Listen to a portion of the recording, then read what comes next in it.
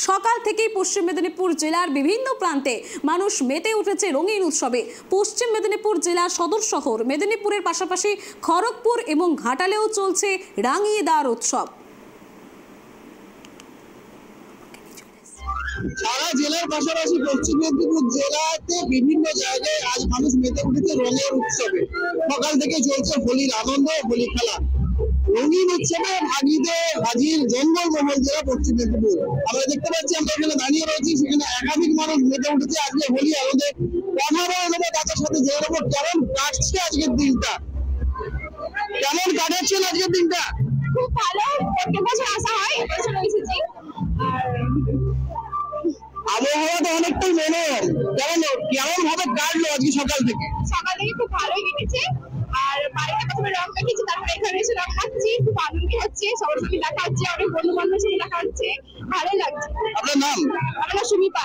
বাড়ি এখানে? বাড়ি এখানে সেন্টার। আমরা শুনে নিলাম একজন মহিলা যিনি আজকে সকাল থেকে এখানে রঙের উৎসব এনেছেন, একজন দাদা ভাইকে আমরা পেয়ে গেছি। কেমন কাটছে আজকে দিন? আজকে ভালোই মজা লাগছে বন্ধুদের সাথে আজকে দিনটা সেলিব্রেট করার জন্য, এক বছর ধরে ওয়েট করে থাকা, আর সবাইকে একসাথে পেয়ে মানে আরো অনেকে এসেছে, খুব ভালো লাগছে।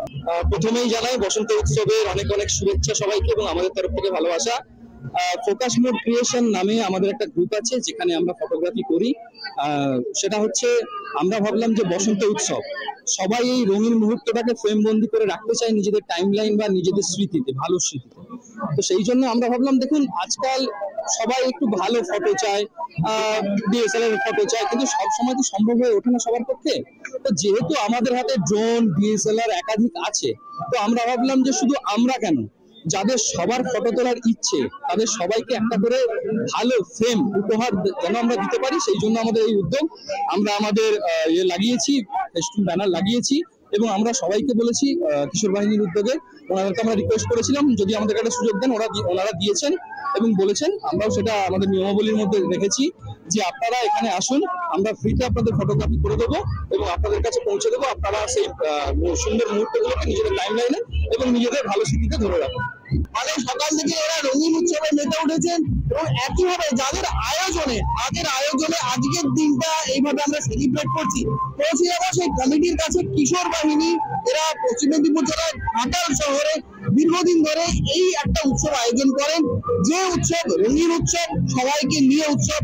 আমরা কমিটি মেম্বারদের কাছে জেনে নেবো কেমন ভাবে তাদের এই পথ চলা শুরু, কিভাবে এই পথ চলাটা শুরু হয়েছিল।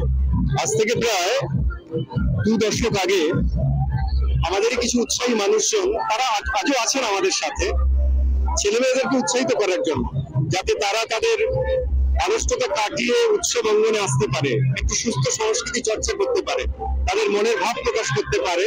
আমাদের অভিযান এইভাবেই শুরু হয়েছিল আজ থেকে 20 বছর আগে। আর আজ তো সবার সান্নিধ্যে, সবার সাহচর্যে, সবার সহায়তায় আজকে সেই অঙ্কুর প্রায় মহির হয়ে পরিণত হয়েছে।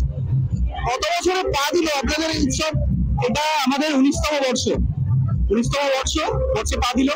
এবং এখানে দেখুন, কোনো বর্ণ নেই, কোনো জাত ধর্ম নির্বিশেষে সবাই একাকার হয়ে গেছে এবং গোটা ঘাটাল মহকুমা জুড়ে, মহকুমার বিভিন্ন প্রান্ত থেকে লোকজন আজকে আনন্দ করার জন্য এই বসন্ত উৎসবটাকে এসেছে এখানে। এবং তারা আবির, বিশেষ করে আমাদের যে ভেষজ আবির রয়েছে, ভেষজ আবির তারা খেলছে এবং তারা আনন্দ করছে আজকের দিনটা।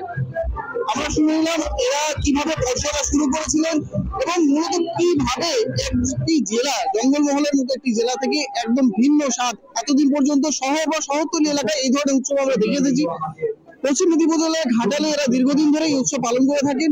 মূলত কি ভাবনা থেকে এই চিন্তা ভাবনা এদের মাথায় এলো, সেটা একটু জেনে নেবো। কি ভাবনা থেকে আপনারা এই চিন্তা ভাবনা শুরু করলেন? আমরা দেখেছি হোলির দিন বাচ্চারা রাস্তায় ছুটি করতো, বেলুন ছুটতো ইত্যাদি, বড়রা ঘরে জানালা থেকে কুঁকি মেরে দেখতো, এই পর্যন্ত। সেইখান থেকে আমরা ঠিক করি যে বসন্ত উৎসব করবো শান্তিনিকেতনের ঢঙে, যেখানে রঙের কোনো গন্ধ থাকবে না, গোলা রং এবং ভেষজ আবির আমরা নিয়ে আসি, যেটা আমাদের কোন রকম ত্বকের ক্ষতি করবে না। আমরা ডাক্তার রাখতাম প্রথম কয়েক বছর, মানে চোখের ডাক্তারবাবু এসে বলতেন বিভিন্নভাবে যাতে এগুলো ক্ষতি হবে না। আমরা আনন্দিত যে মানুষকে অনুপ্রাণিত করতে পেরেছি এই জায়গাটা আসার জন্য। এখন দেখতে পাচ্ছেন আমরা তাদেরকে স্টেজ দিতে পারছি না, গোটা স্টেডিয়ামটা ভর্তি করে, আপনারা দেখিয়ে দেবেন। এইটাই আমাদের যে ছোট বড় সবাই আমরা আনন্দ করি। মনে আনন্দ থাকলে, রবীন্দ্রনাথ তো বলেছেন, মনে আনন্দ থাকলে কোনো রোগ থাকবে না, আর সে আনন্দ ভাগ করলে আর বেড়ে যায়। আমাদের সেই ভাগটা অনেক সংখ্যায় বেড়েছে, এটা আমাদের খুব আনন্দ হচ্ছে। এখানে এসে যেটা শুনলাম, এই প্রাঙ্গণে একেবারে কোনো কেমিক্যাল জাত রং এরা ব্যবহার করেন না, এবং সেই ব্যাপারে ওনারা যথেষ্টই কঠোর। মূলত কি ভেষজ রঙই আপনারা ব্যবহার করেন? পুরোটাই ভেষজ রং ব্যবহার করা হয় এখানে। এবং যখন যারা বাইরে থেকে আসছেন তাদেরকে আমাদের এখানে পরিষ্কার বলা আছে যে আপনারা কেউ রং নিয়ে ঘুরবেন না, আমাদের এখানে ভেষজ আবির যথেষ্ট পরিমাণে আছে। আমাদের এখান থেকে আবির নিয়ে আপনারা নিজেদের মধ্যে আবির মাখুন, কিন্তু বাইরের কোনো রং এখানে ইউজ করা যাবে না। একেবারে প্রশাসনের সমস্ত নিয়ম মেনেই, এমনকি ভেষজ রং মেনেই এখানে চলে আবির খেলা। একটা ভিন্ন আঙ্গিকে স্বাদ উপহার দিচ্ছে গোটা জেলাবাসীকে এই কিশোর সংঘ। পশ্চিম মেদিনীপুর থেকে Shubho Chakraborty report, tribe TV.